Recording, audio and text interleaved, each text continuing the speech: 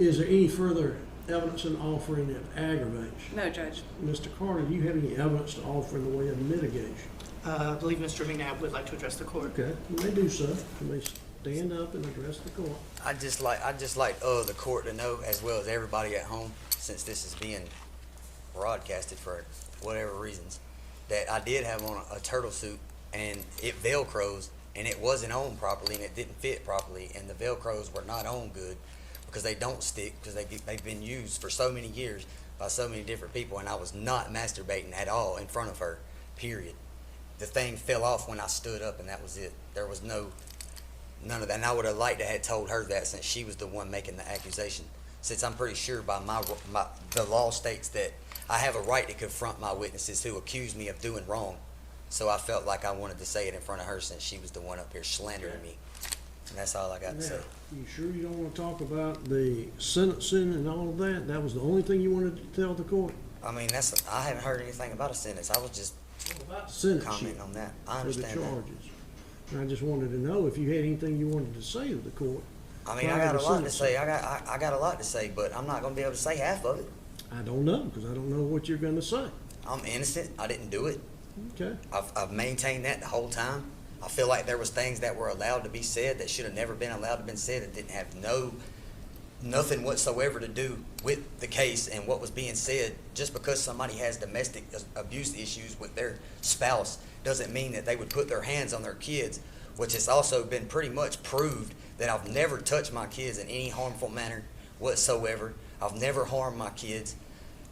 I didn't even hear anything that said that I had done anything to her in front of the kids. So that doesn't make sense either.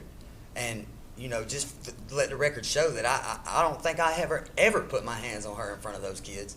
And I just don't feel like just because somebody has domestic issues with the female in their life that they love, that they were just able to just say, oh, he don't love you and all that stuff just in front of everybody or whatever, which doesn't matter. But I just don't understand how you find somebody guilty of doing something to a 15-day-old baby because there was no evidence whatsoever that proved anything about me putting my hands on my kids. I've never done it. I never would.